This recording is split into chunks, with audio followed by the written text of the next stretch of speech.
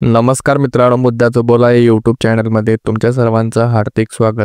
प्राचार्य लक्ष्मण हाके यांनी एक मोठा निर्णय घेतलेला आहे आणि तो निर्णय इथल्या ओबीसींना मोठा धक्का देणार आहे. हे संपूर्ण प्रकरण काय आहे हे आपण या व्हिडिओमध्ये जाणून घेणार आहोत. त्या अगोदर जर चॅनल मी सबस्क्राईब केलं नसेल तर नक्की सबस्क्राईब करा आणि व्हिडिओ शेवटपर्यंत पाहायला अजिबात विसरू नका. महाराष्ट्रात सध्या सर्वाधिक चर्चेत असलेले नाव म्हणजे प्राचार्य लक्ष्मण हाके. ओबीसी आरक्षणाच्या लढ्यामुळे ते अचानक राज्याच्या राजकीय आणि सामाजिक केंद्रस्थानी आले. सोशल मीडियावर त्यांच्या सन्मानार्थ आलेल्या हजारो प्रतिक्रिया वाचल्या तर एक गोष्ट स्पष्ट होते, हाके यांच्या भोवती जनतेचं मोठं जनसमर्थन उभं राहत आहे. मात्र जनसमर्थन उभं कोणी केलं तर परळीच्या धनंजय मुंडे यांनी, बीडच्या पंकजाताई मुंडे यांनी, छगन भुजबळ यांनी, गोपीचंद पडळकर यांनी, प्राचार्य राम शिंदेंनी अशा असंख्य ओबीसी नेत्यांनी लक्ष्मण हाके यांना मोठं केलं. थेट आंतरवालीत उपोषण करायला सांगितलं आणि त्या ठिकाणाहून लक्ष्मण हाके हे महाराष्ट्रभर चर्चेत गेले. गेल्या 2 वर्षांपासून लक्ष्मण हाके यांना रसद पुरवली जात आहे आणि यामागे हेच ओबीसी नेते असल्याचं बोललं जातं. आता मगाची जाईल लोकशाही, आता कोण काय करेल, आता प्रत्येकाचं आम्ही तोंड तर बंद नाही करू शकत. ते आमचे नवनाथ वाघमारे ते पण आंदोलन करतायत.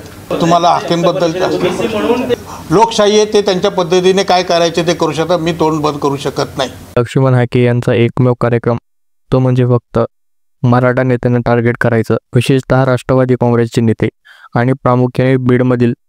मग राष्ट्रवादीचे विजयसिंह पंडित असो, सोळंके असो, खासदार बजरंग सोनवणे असो किंवा संदीप क्षीरसागर असो किंवा आमदार सुरेश असो, अशा अनेक मराठा नेत्यांनी त्यांनी टार्गेट करायचं ठरवलं आहे आणि त्यामुळे एकच रेटात ते महाराष्ट्रभर फिरतात आणि प्रामुख्याने बीड जिल्ह्यामध्ये तर ते महिन्यातले 15 दिवस हे बीड जिल्ह्यामध्ये असतात.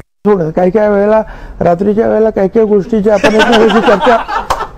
खरं तर बीड जिल्ह्यामध्ये त्यांचा एखादा नातेवाईक आहे की नाही हा देखील एक मोठा प्रश्न आहे, कारण ते येतात सांगली जिल्ह्यातून. त्याचबरोबर महाराष्ट्रावर फिरत असताना लक्ष्मण हाकेंची बोलण्याची पातळी ही दिवसांदिवस खालावलेली आहे. मात्र लक्ष्मण हाकेंचा वापर हा कोण करत आहे हे आज स्पष्ट झालेलं आहे. छगन भुजबळ यांची 28 तारखेला बीडमध्ये सभा आहे आणि या सभेचा एक बॅनर प्रदर्शित झाला आहे आणि या बॅनरमध्ये लक्ष्मण हाकेचा साधा फोटोही त्यांनी लावलेला नाही. फोटो नसल्यामुळे लक्ष्मण हाके त्या सभेला जाणार नाही स्पष्ट झालेलं आहे आणि छगन भुजबळ आणि लक्ष्मण हाकेंचा वापर केलेला आहे आणि आता ते लक्ष्मण हाकेंचा वापर करणं त्यांनी सोडून दिलेला आहे. म्हणजेच काय तर लक्ष्मण हाकेंना त्यांनी वारावर सोडलेलं आहे. त्याचबरोबर मध्यंतरी त्यांची क्लिप व्हायरल झाली होती आणि त्यावरती छगन भुजबळ यांनी रात्री बेरात्री लोक असे बोलत असतात असं देखील बोललं होतं. त्यामुळे लक्ष्मण हाकेंना आता वाऱ्यावर सोडलेलं आहे आणि लक्ष्मण हाकेंनी एक पोस्ट करत केवळ डॉट मध्ये संदेश दिला आहे की आता ते ओबीसींची लढाई थांबवणार आहेत आणि इथून पुढे ते ओबीसी समाजासाठी एकही आंदोलन करणार नाही. तर ते आता त्यांची नोकरी ही पुन्हा जॉईन करतील की काय असं देखील सोशल मीडियावरती चर्चा आहे. मात्र जनतेने त्यांना पाठिंबा दिला आहे. सर, आम्ही आपल्यासोबत आहोत, ओबीसींचा वाघ, संघर्ष योद्धा अशा प्रतिक्रिया मोठ्या प्रमाणावर दिसतात. लोक त्यांना रामायणातील लक्ष्मणाची तुलना करून ओबीसीचं नेतृत्व करणारा योद्धा म्हणत आहेत. अनेक कमेंटमध्ये ते 384 जातींचा एकमेव वाघ, अशी ओबीसींचा मोरक्या अशा स्वरूपात देखील गौरवले जात आहे. प्रचंड समर्थनाबरोबर टीकेचे सुरू आहेत. काही जण त्यांच्या मराठा समाजाविरोधात उभे राहिलेला आरोप करत आहेत. सोपाऱ्या घेऊन आंदोलन अशा शब्दांनी टीका केली जाते. तर धनगर समाजाचे लोक आपल्या आरक्षणासाठी हाके का उभे राहत नाहीत असा प्रश्न विचारतात. यावरून विरोधकीय सक्रिय आहेत आणि हाके यांच्या विरोधात सोशल मीडियावरही वातावरण तयार करण्याचा प्रयत्न सुरू आहे. पण यावर समर्थक म्हणतात, बदनामी सुरू झाली की समजा पण योग्य मार्गावर आहोत.